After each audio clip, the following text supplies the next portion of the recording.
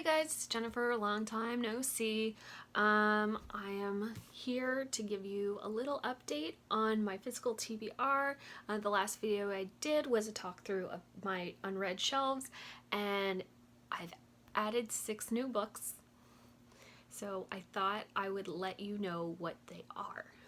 Okay, so first up is Carthage Must Be Destroyed, The Rise and Fall of an Ancient Civilization by Richard Wiles. This is a Penguin version. It was published back in, let's have a look-see.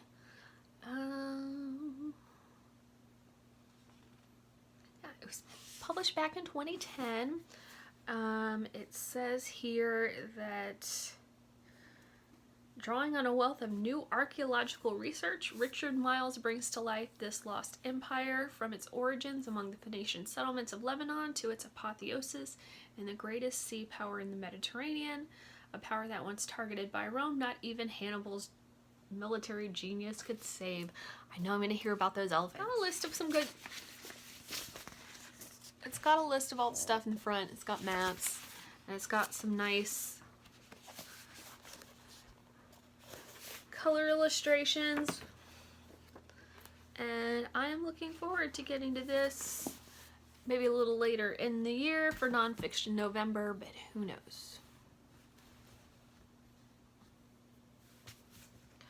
Next book I got was Home by Witold Rybczynski, I think it is. Rybczynski. Looks good. Short history of an idea, and this is about home life. It reminds me of the Bill Bryson book, Home. Dang it, I don't remember the full title of that. But I remember I like it, but I didn't think it was like... It basically used the whole home metaphor as kind of like a jumping off point for other things, though I did quite enjoy hearing about the tertiary syphilis. Yeah, this has illustrations also, but they're in black and white, but it's fine. Yeah, this is more along the lines of like the philosophy of the home, and I'm interested in reading about it. Next up is another one I'm very excited for, and it is Know Thyself, Western Identity from Classical Greece to the Renaissance by Ingrid Rossellini. And this is basically what it says. It's just a history of like Western ideals from like, it's got, let's see, ancient Greece, ancient Rome, the early Middle Ages, part 4 is the later Middle Ages, and then humanism and the Renaissance.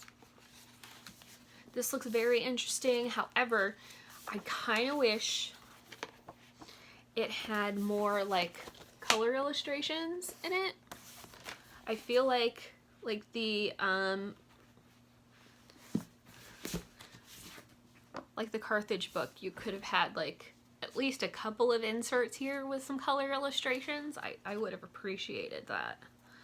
So, I mean, that's kind of a drawback because I don't know how much you can get from this illustration, you know, without, I don't know. But I am looking forward to reading that. It seems right up my alley.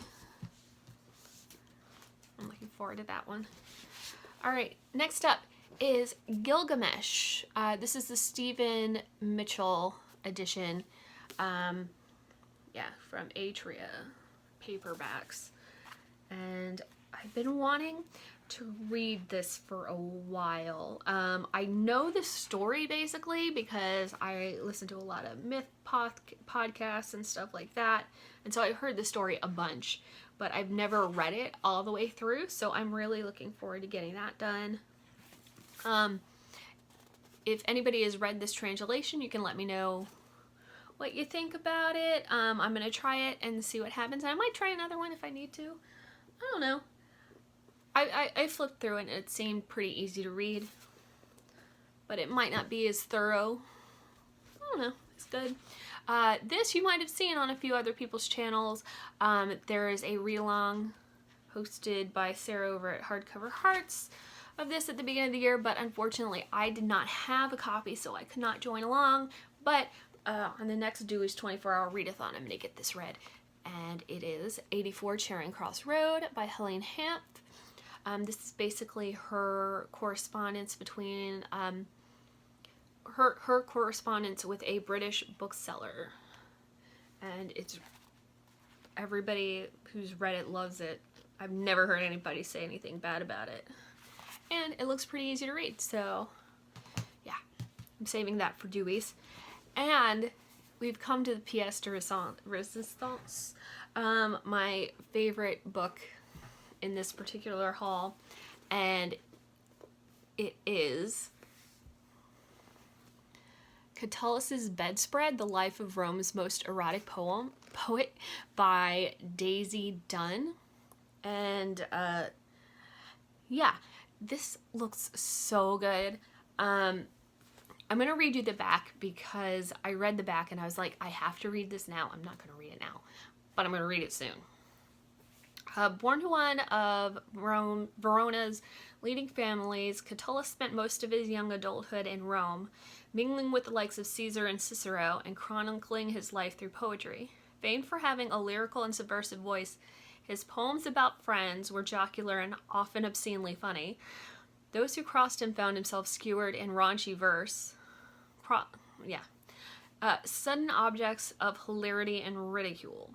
These bawdy poems were disseminated widely through Rome. Many of his poems recall a secret affair with the seductive Clodia, an older woman who would eventually be plunged into scandal following the suspicious death of her aristocratic husband. While Catullus and Claudia made love in the shadows, the whole of Italy was quaking as Caesar, Pompey, and Crassus forged a doomed alliance for power. During these tumultuous years, Catullus turned to darker subject matter, finally composing his greatest work of all, the Bedspread poem, which set themes of love and war against the backdrop of the myth of the ages, which would achieve immortality and make Catullus a legend. So that is a pretty good back cover. And I am super excited for this. Yeah, so that is the last of the new books. I did get a couple more for the Read German Books 2020 read along, but I will show you those when I get to them. I might actually do a TBR video for that because I have quite a few.